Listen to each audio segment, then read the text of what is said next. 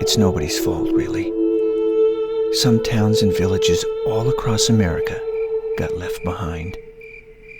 This one, found where the railroad and a grain elevator intersected, wasn't much different. Wyatt grew up on the railway at the intersection of a couple of county highways or county roads at the time, and along with a grain storage facility. But now, the state health department might have to condemn the whole place, forcing a few hundred families to leave their modest homes forever.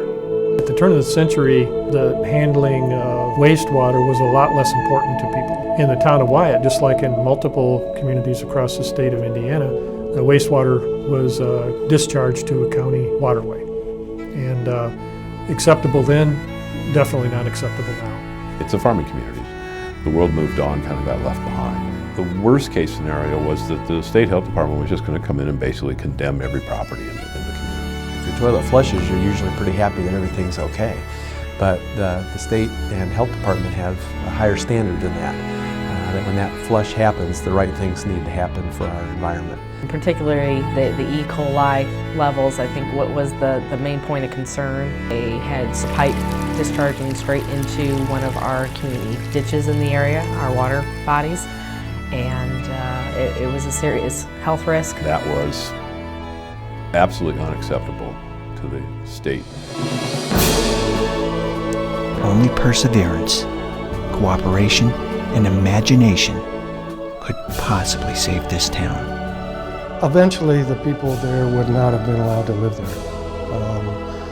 The discharge of raw sewage into a ditch is something that only occurs in third world countries. It went on a lot longer than it should have. Wyatt is like a lot of small rural towns across the country that have not been able, for a variety of reasons, to keep up with sanitation advances as they've come along. It didn't change the fact that people liked to live in the town of Wyatt. It didn't change the fact that it was a good place to raise a family. We knew that we had to pull out every bit of creativity out of our engineering staff to try to solve the problem. Ultimately, there was this idea that this had to be done. This was not an optional project. How are we going to now afford to build the waste collection system and operate the waste facility, the waste treatment facility, in a town where the median household income was at such a low level? The sewer cost was going to be a hardship for those folks. There was no question. Going from zero bill to anything is going to be a hardship. We were trying to deliver a project at an affordable rate while protecting their health, safety, and welfare. Wyatt was within a mile and a half of a waste management landfill. There is a material that is generated in landfills called leachate waste that is a very difficult material to treat and handle. Most of it comes from the rainwater, passes through some pretty nasty stuff on its way down there, and so it's extremely unpleasant water. They started to develop some interest in, well, what is it that maybe we could do together with the community at Wyatt and waste management? It became a really great partnership from an engineering standpoint. They were a key player in the success of the project. I think the accountants would tell you without question that they were a key player. In the end, Waste Management offered to build a new wastewater facility at their landfill, which is again within a mile and a half of the town of Wyatt, and then to donate that completed wastewater facility to the regional sewage district or to the people of Wyatt, and then become a customer, a sustaining customer of that same utility.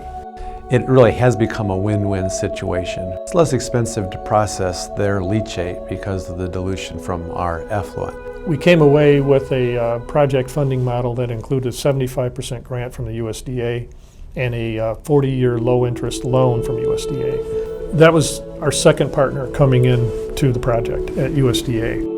For each of the homeowners, there was a day when the switch got flipped and they were on a new system. It's great that it worked out as well as it did, but it was not by accident. A great labor of work on a great many people's parts. And as we were finishing the project, we realized that we were going to finish the project significantly under budget. The next question was, well, what can we do with this money that would have a positive effect?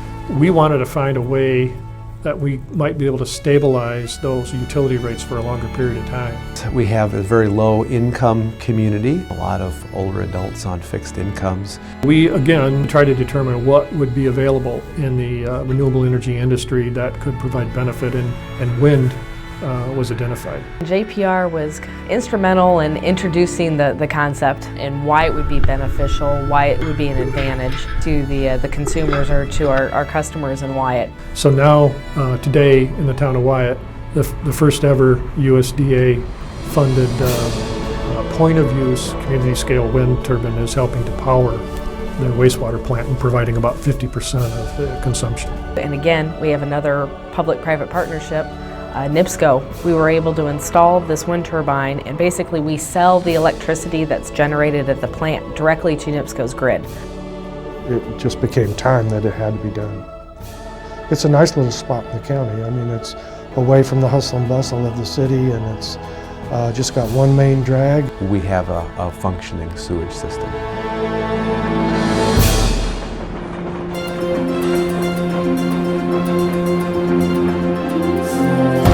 100 years ago, you'd find Wyatt, Indiana, where the railroad met a grain elevator. Today, it's at a different crossroad, where imagination and determination intersect. He's had the right mix of support from the county, from the waste management, and from the USDA to put a project together that truly worked. It certainly does increase their property values. They're able to stay there because now we are able to provide them a sewer service. This is a project that arguably saved the town. And there's some potential for new homes to be constructed down there now. It's pretty remarkable, but certainly a model for what can happen around the rest of the state and country. Wyatt is a wonderful project, and we're very satisfied. It's a peaceful place out in the country. I wouldn't mind living there myself. To us, the satisfaction comes with the challenge. We pulled this important improvement together for the community environmental effort that will last forever and helps to sustain it. In some cases, we'll see that community turn the other way from degradation to significant improvement. And we're pretty proud of those projects. We'll continue to do them.